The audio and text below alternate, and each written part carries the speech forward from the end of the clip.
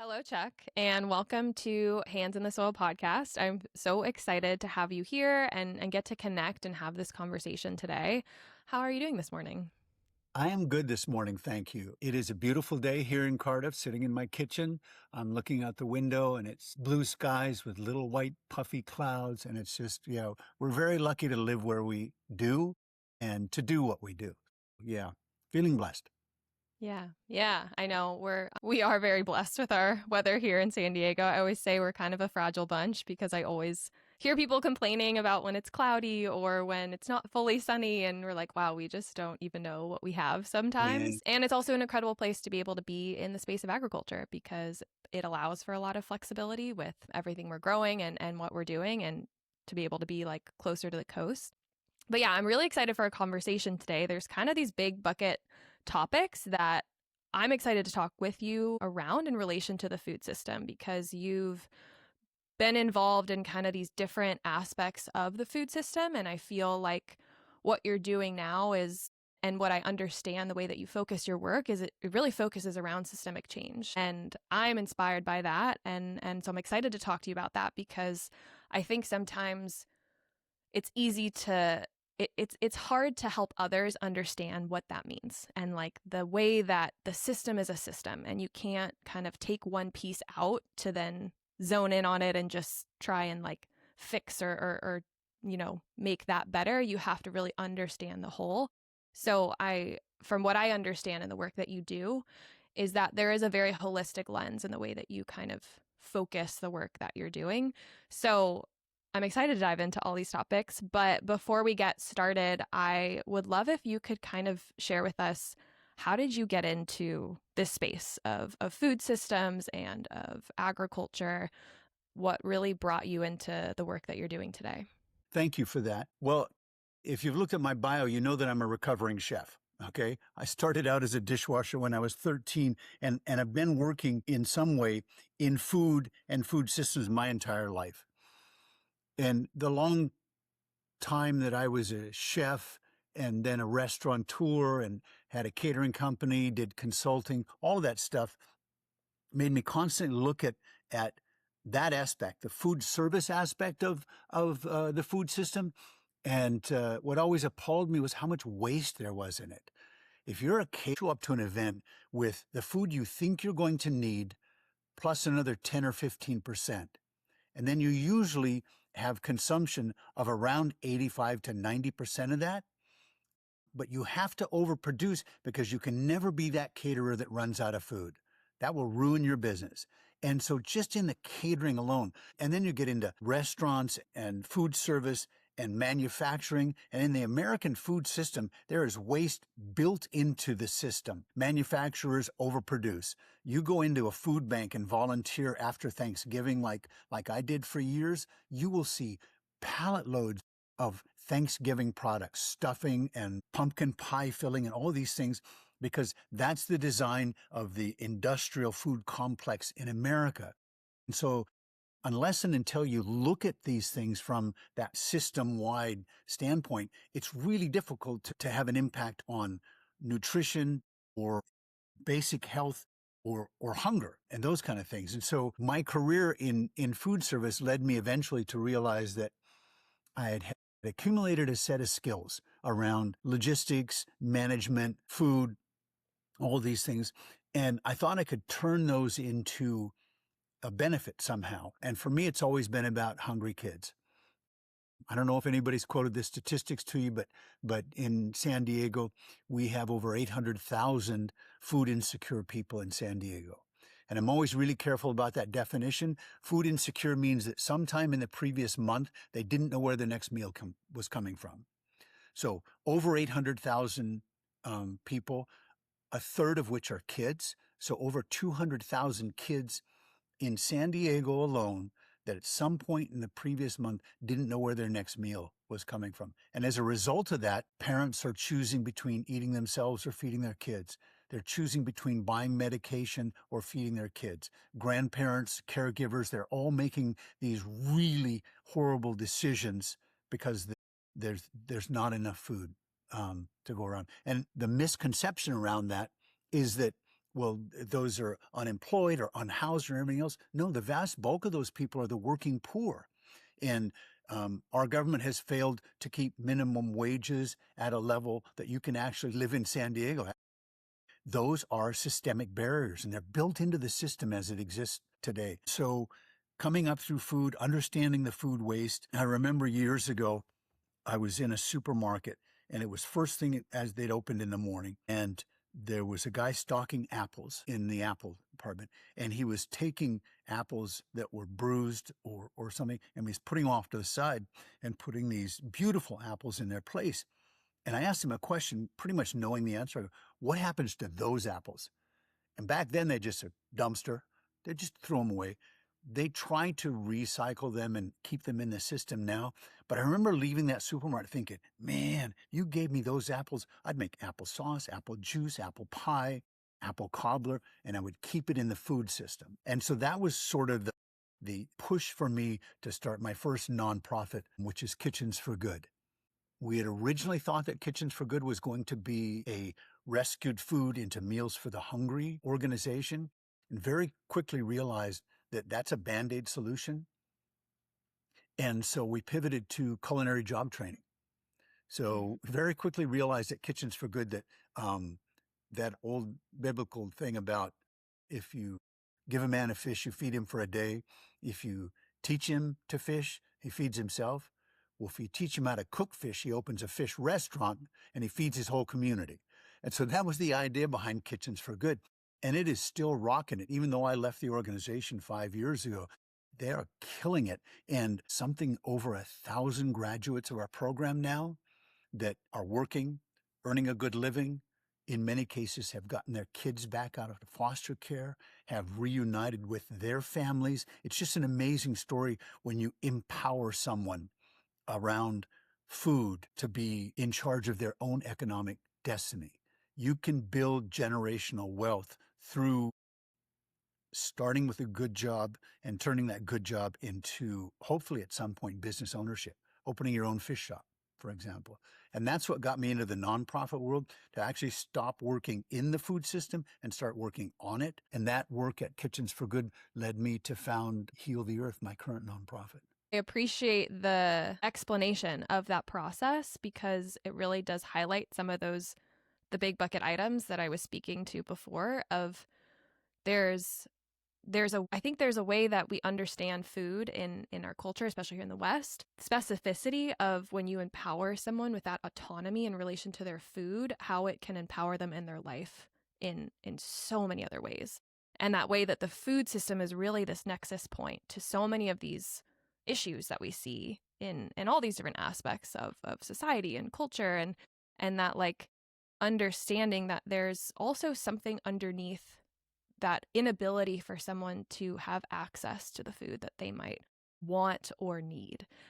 I appreciate you also talking about that definition of food insecurity because there's so many layers to that in and of itself. So I love the way that you speak about it. And I think that it's so important to highlight those pieces around it.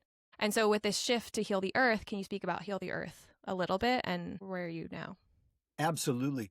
So you're in this and you're doing this. And so looking through all your podcasts and reading it and watching some of those, there's a thread that goes through a great many of your podcasts, and it's about the interconnectedness of everything. The land, the food, storytelling, housing, charity. Charity's a dirty word. I'm sorry. What you want is sovereignty. You want control of your own economic and food choices. And you can't get that through charity. It's a really unfortunate power dynamic that is institutionalized in America. Everything from our, again, going back to the industrial food complex that tells us what to eat and gives us these really bad products that are bad for us, that create a lot of wealth for outside our communities. The nature of how we do hunger relief in America. So if you're a food bank, you go, well, we've got food for you. All right. So we want you to show up at Tuesday at 10 o'clock at this location, and we'll give you a box of groceries. Okay. Well, you're working a job and a half, minimum wage job and a half if you're low income working people, sometimes 2 full-time jobs. and your boss is not inclined to give you Tuesday morning at 10 o'clock off to go pick up a box of groceries. So hopefully someone in your immediate family can do that. And then you get them home. And then what is not understood is, well, that takes time, energy, and resources to turn that box of groceries into actual food and meals for your family. And does it fit? We don't know. Mm-hmm. Just be grateful. We want you to be grateful because here you go. Here's groceries. And so I talk about hunger relief these days as the 4 A's of hunger relief. The first A is it has to be accessible, which is that whole food bank model. They're working on it. God bless them. They're trying hard, but it has to be accessible. And then in my mind, it has to be affordable. And I don't believe in charity giving something. I think it creates this, as I said, this really unfortunate power dynamic. And so I think you need to pay for it. I don't care what you pay what you can, but pay something, have skin in the game. And it gives back then dignity. I'm not getting something for free. I'm paying what I can for something. So affordable, accessible, and then it has to be appropriate. The beauty of San Diego is the diversity of our communities. We have, vegan, halal, kosher, Latin, with so many different cultures here in San Diego. Well, why would I be giving them cans of stovetop stuffing and Chef Boyardee pasta? And the food banks are trying to distribute more fresh produce. I get that, but we can do better. Accessible, affordable, appropriate. And then the last of the 4 A's, in my opinion, it has to be awesome. If we're going to give people food, give them the kind of food you would feed to your mother or your family, not just say, here you go, this mixed bag of stuff. So, but to give food banks the credit that they're due, they do an amazing job of emergency hunger relief. Man, when COVID kicked in and we needed food, they stepped up and really delivered. What they're not designed to do is this long-term hunger relief for the working poor, where their money just doesn't reach the end of the month for food. And that's the challenge there. And when I saw that, as much as we were doing it at Kitchens for Good and the really impactful work we were doing, it simply wasn't at scale for me. And I knew I had to do something bigger in the food system to change the food system at a whole. And that idea became Heal the Earth, with the idea that first on our docket is to support local farmers, to open new market opportunities and new opportunities for farmers to generate additional revenue. I'm an avocado farmer, and so that's our first target market is avocado farmers. And so we're working on that right now. But then the larger conversation we're having and the larger scope of work that we want to do is to replace some of the missing middle of the food system in San Diego. So when you come up with your terrific idea to bring to market your grandmother's tamale recipe or your aunt's jam and jellies, my daughter's a vegan chef. She makes the best quince jam in the world. Mm. When you try to get that to market, you start out in your little home kitchen and everything else. You make it be the best product that it can be. But then when you go out to try and find a place to manufacture it, the only real option in San Diego is you can rent time in a kitchen, in a commercial kitchen. They may or may not have the kind of equipment that you want, but there's no opportunity in San Diego to scale with what we call co-packing or manufacturing. That's missing from the San Diego equation, and we want to bring that back. So we want to create a co-packing manufacturing facility where, as a startup entrepreneur, you can come to us with your product. We'll help you develop it and then go on to market it and get it in shelves, do all that sort of thing. But if you're already successful and you just need a place to scale, we can do that for you too. We can make your 10,000 product run of hot sauce or barbecue sauce or whatever. So that's kind of the idea behind Heal the Earth is that to work on the food system, in the middle of the food system, those missing pieces.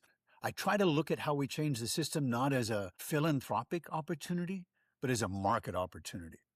We're going to win this by having better products that people are going to pay for.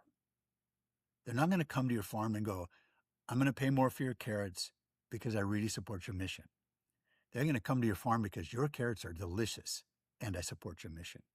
And so we need that market product fit that they like to use in business. And I think we do with small farms. And I think that one of the, I don't call it a blessing, but silver linings that came out of COVID was people are paying so much more attention to their food.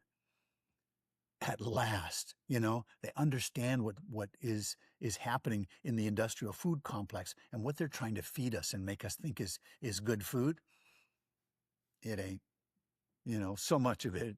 Sorry, it ain't. And so I think that coming out of COVID, we understand much better about what we're putting in our bodies and the effect it has not only on our bodies, but on our planet and the oceans and everything around us. Yeah, as you're speaking, I'm thinking about my own journey into food systems and into agriculture, and what really drove me, like I mean it drove me to go back to school, it drove me to get my master's, was when I was working at a farmer's market. I managed a producer-only farmer's market in Denver, and it was kind of my first job like in the food system. And so I'm getting to connect with these local farmers, I'm getting to understand more about who they are and what it takes to show up at a farmer's market, and just all of the back end of that. And I'm also witnessing the customers that come and the people who come to the market and maybe buy one bunch of kale and then they go to the Whole Foods down the street.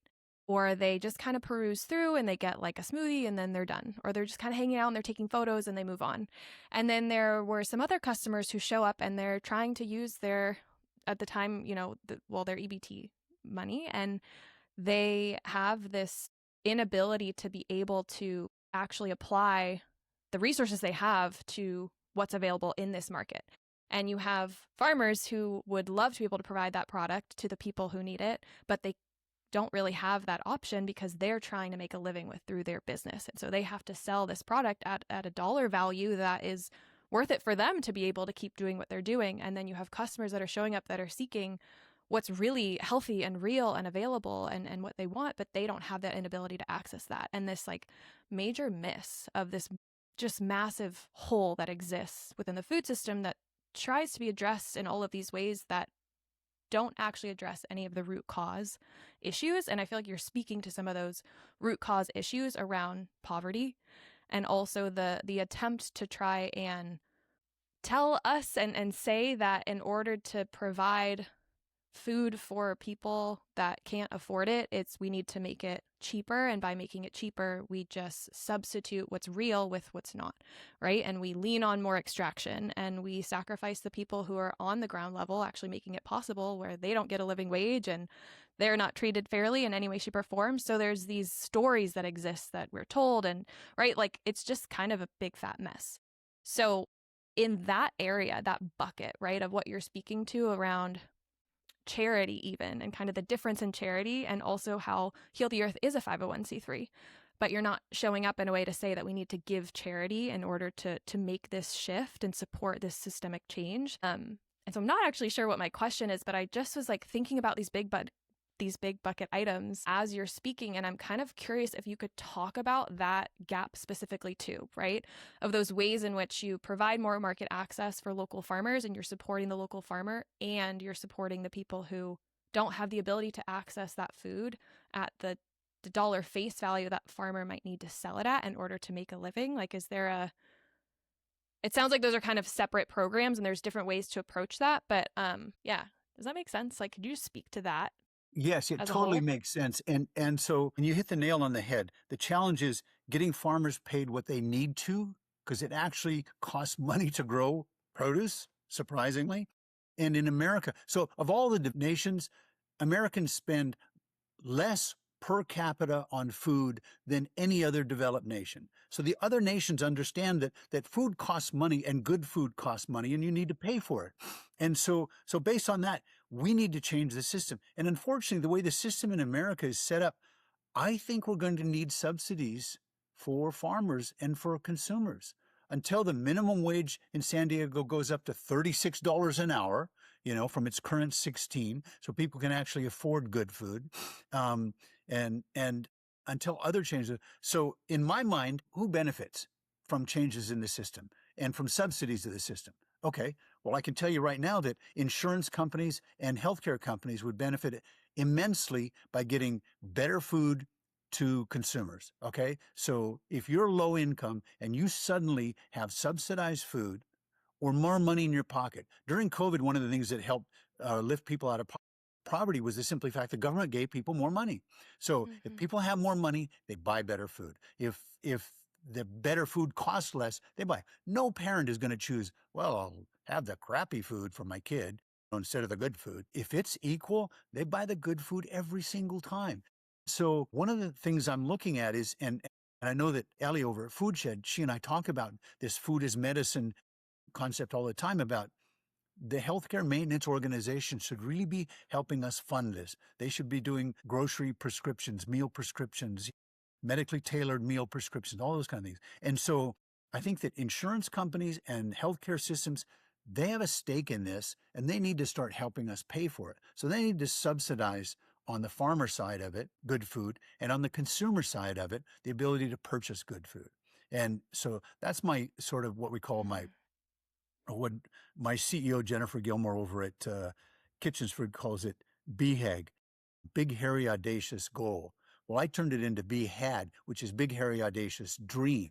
So my big hairy audacious dream is that we create a system whereby the people who are sick, because right now it's like Target paying minimum wage and their employees having to be on food stamps to be able to live. Okay.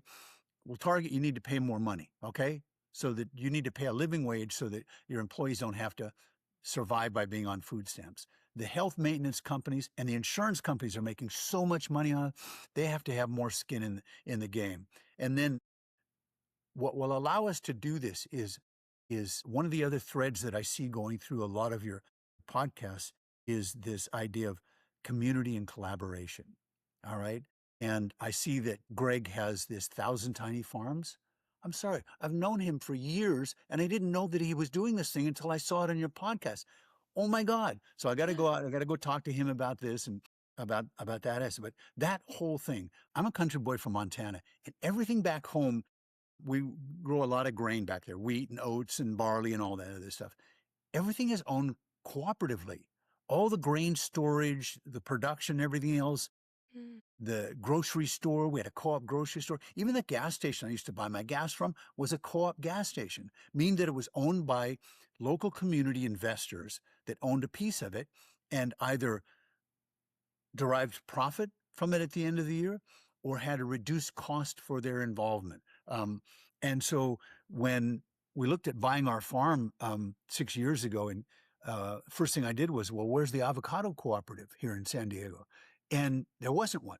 Oh, okay. Well, are there any cooperatives here in San Diego? Yeah, there's a hippie market down in Imperial Beach. They're a cooperative. I go, wow, okay. And so this thread that I see going through your podcast about collaboration and cooperation and all of that just rings so true to me. And so one little farm by themselves can create a fan base and a customer base that can provide for a small amount of people. But what Greg's looking at, 1,000 tiny farms, now you're a movement, okay? Well, if we add to the 1,000 tiny farms access to markets, access to manufacturing and production, well, now you're more than a movement and a cooperation. You're a food system, all right? And you're a local food system now that can change the way people buy and sell and access food. And that's the goal, is to plug that missing piece of co-packing manufacturing into the food system here. What Ellie and the folks are doing over at Food Shed with their connection to small farms, and they're guaranteeing them a place for their production. That's their brilliant model, is they'll go to a farmer and say, we're going to need carrots. We'll buy 1,000 pounds of carrots from you. And a farmer then goes, okay, I don't have to just grow stuff and hope that it sells. Now I've got a market. It's so cool what they're doing. And we want to take that to the next level, to that manufacturing co-packing piece. And so I've been working on that project for 3 years to try and bring it to fruition. I mean, nothing in relation to the food system is meant to be done alone. And that piece of community, like that is a food system, right? Yes. And that understanding of a food system operates on all of these different levels, from like a micro community to a region to, a city to a state, and right. And you can look beyond just like political geographic boundaries too. And then it right? You have all these interconnected webs that expand and contract and shape and change. And so those aspects and the understanding of cooperation and community and collaboration, I think that's how you actually build a food system that can function and has resilience and can like sustain over time.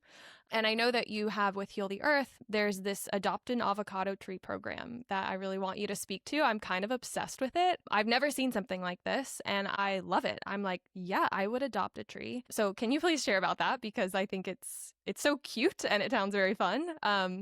And I want to be a part of it too. Credit where credit's due. I first saw this model in Spain years ago, right as COVID happened, and Naranjas de Carmen, citrus growers. And when COVID hit and they lost all of their wholesale accounts, they were in danger of losing their farm. And so rather than pivot to a traditional community supported agricultural model, because community interaction was still very challenging at that time, what they did was they invited people to actually adopt one of their trees. And the model was being pay up front, help us provide labor and water and fertilizer and inputs and everything we need for this tree. And then when come harvest time, we will share the harvest with you for your adopt a tree. And it took off very slowly and over years has just blown up. And so now there's all kinds of products being adopted, olive trees, citrus trees, apples, just everything all over Europe. This model works. And so I've been a big fan of that model for years now. And when it came time for us to think, how can we develop a network that supports local farmers and gets a better price for farmers for their product? Well, the first natural thing was we're avocado growers. You know, we got a 34-acre avocado farm in Vista, Bonsall area, and let's try it. And so my team launched the Adopt an Avocado Tree program late last year, and we've got, I think, somewhere a little 4 dozen or so adopters so far, people that have adopted trees. We think that this program will continue to grow every year. We have a finite number of trees that are in our program, and so we're already in conversation with other farmers about joining our program. Now, if you're a farmer, ask any farmer, how much extra time they have? Zero.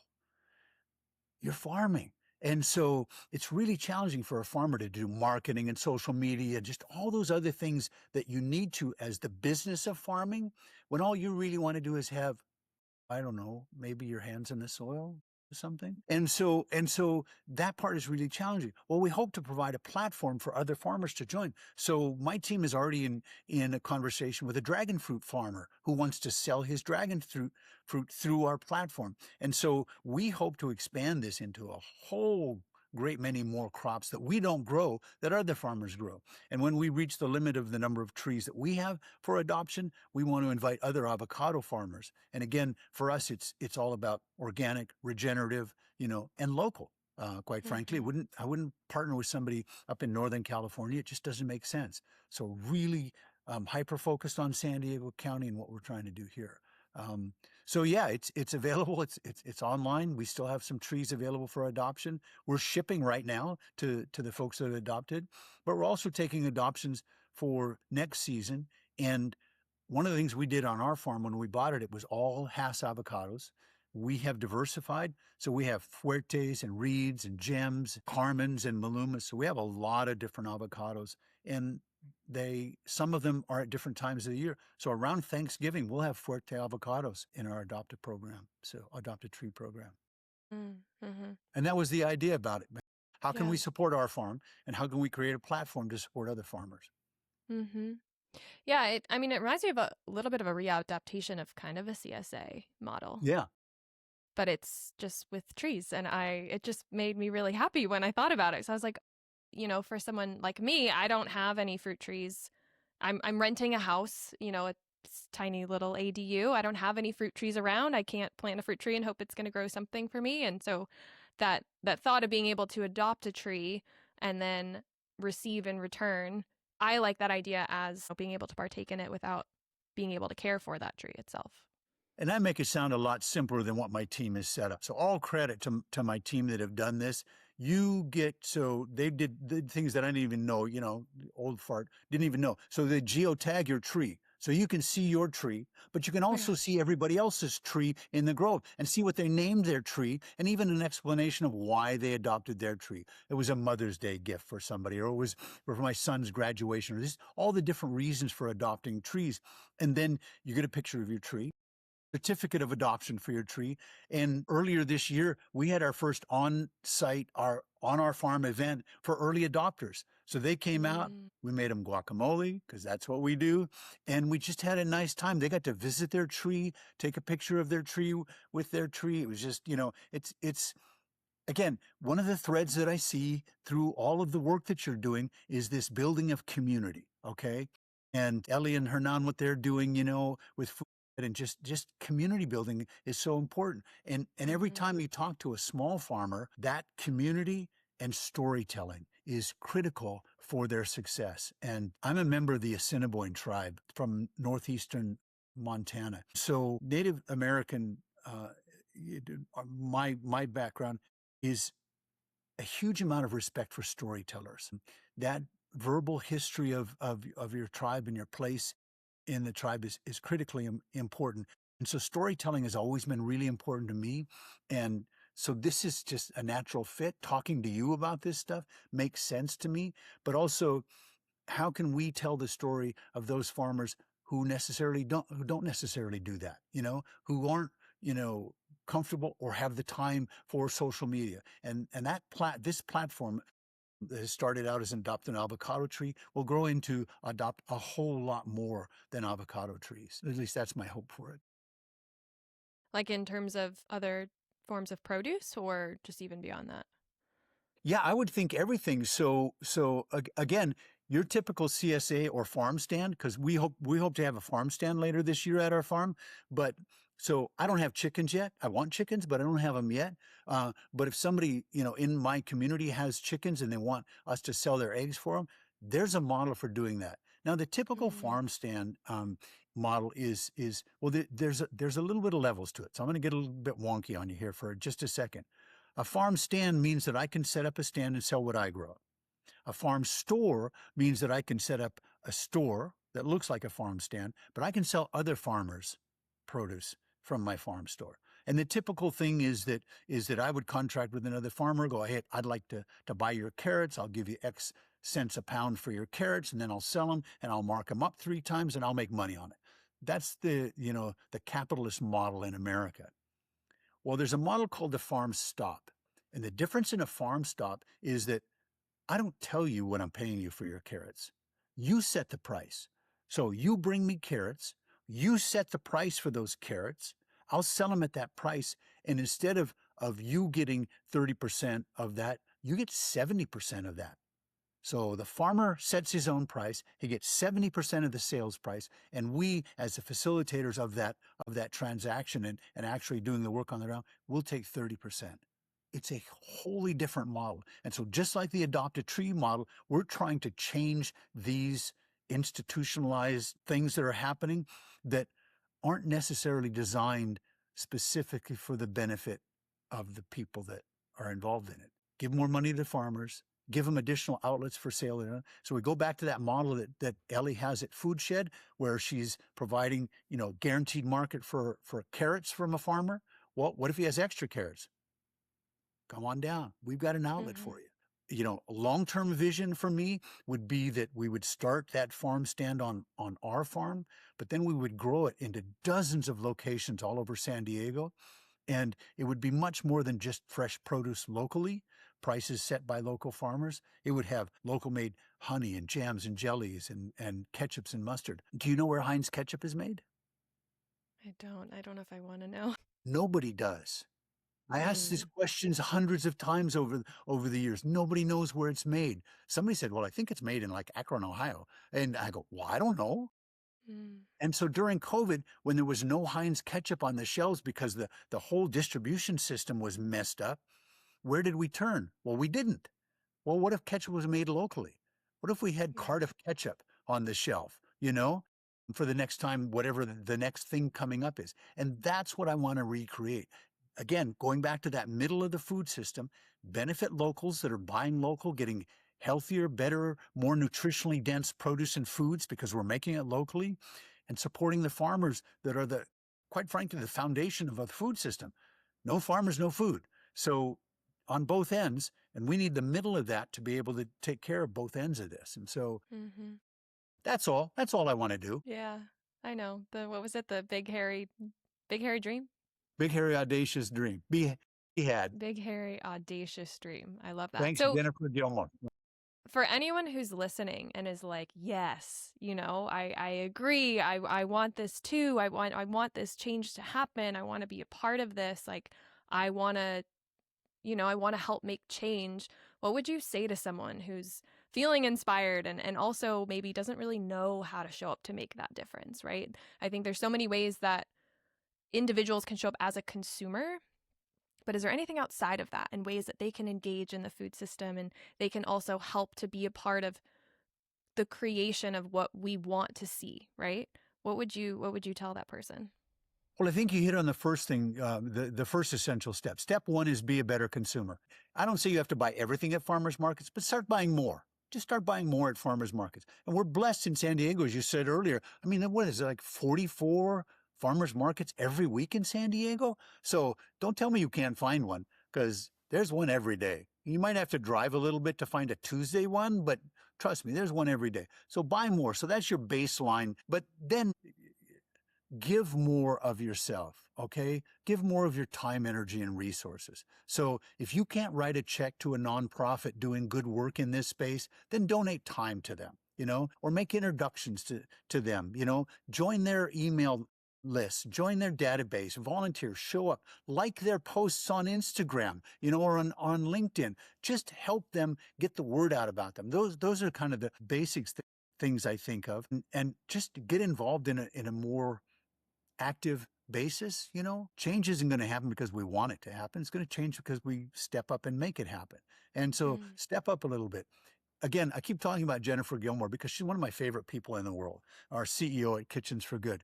But I remember what she said to me once about a conversation she had with a donor. And the donor was a big fan of our organization. And the donor said, well, I've been giving for a long time, but really, how much should I give? And the answer was, it should hurt a little bit. And I've always loved that. If your involvement and activities and anything else don't cause you a little bit of discomfort, like aren't taking you out of your way a little bit, aren't, instead of playing pickleball, on Saturday and Sunday, maybe Sunday you volunteer at a local small farm, or you do something else, or you do something that's involved, I don't know what that is. You have to find your passion. I'll have coffee with you and I'll tell you about mine. And maybe that'll spark something in you that'll figure yours out. And anybody listening, I'm always down for coffee. You should do something that takes you a little bit out of your comfort zone, whatever that is. I mean, geez, I saw your interview with was it with Olivewood Gardens? Yeah, I saw that with Claire. I saw that, and talk about an amazing organization and a volunteer system set up and everything else. But you got to go there, right? Mm-hmm. It's not in your backyard. So and those kind of things, you should find a way to devote some time, energy, and resources to making this better. And the thing is, I guarantee you, the impact you will have will be so much greater for these organizations than if you just buy good food. So just do something, anything. And if it's not food, then, go down to Helen Woodward and adopt a dog. Do something. Come on. Yeah. Yeah. Yeah. So for anyone who's listening and also wants to know more about Heal the Earth and anything like that, where is the best place for them to find out more about you, about the organization, and learn more and maybe even get involved and adopt a tree? Yeah, please. It's healtheearth.info, which is the easy way to find us. And you can find our Adopt a Tree program there too from our homepage. And if you just want to know about the Adopt a Tree, then just Google Heal the Earth, Adopt an Avocado Tree, and it'll pop up for you too.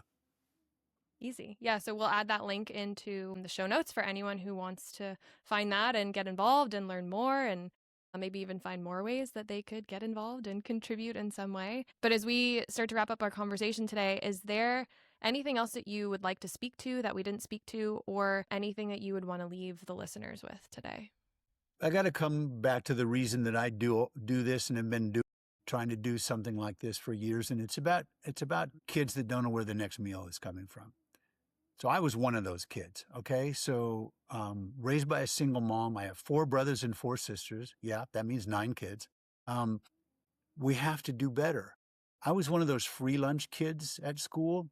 And back in the day, you had a card that showed that you were eligible for the lunch program. And the kids whose parents paid for their lunch, they had blue cards. And the kids who had the free lunch had yellow cards. And there was no way to hide it because you had to present your card for lunch. And so we got every meal with a side helping of shame to go with that. And we simply have to do better. And I know that we've made improvements since I was a kid, but we're far, far, far from where we need to be. The sad truth is that there are more food insecure people in America now than when we started food banks 40, 50 years ago. And so we're not fixing it. So we keep doubling down on the same old solutions. Well, change it up, folks. Try something different. What's the definition of insanity? Doing the same thing over and over and expecting a different outcome? Yeah. We have to strive for different outcomes. And for me, it's all about finding a way to end food insecurity. Yeah, thank you for that. And hopefully everyone listening is ready to hop on board with this big, hairy, audacious dream that you're holding and that you're helping to steer and steward and build capacity for more people to get involved and help to create that change. So I agree. I think we do need to do better. And we need each one of us to show up in order for that change to happen. Yeah. Stand up, show up, man up, woman up, and get her done. Yeah, we can do this. Yeah, we can. I think so too. Yeah. Well, thank you so much for sharing your time today and just sharing more about who you are and what you do and the different organizations that you have been a part of. I really appreciate you coming on the podcast today, and I'm grateful to be connected, and I'm looking forward to seeing where the rest of your work takes you and yeah, how we can keep shifting this food system here in San Diego for the better. This was delightful. Thank you so much for inviting me. I appreciate it.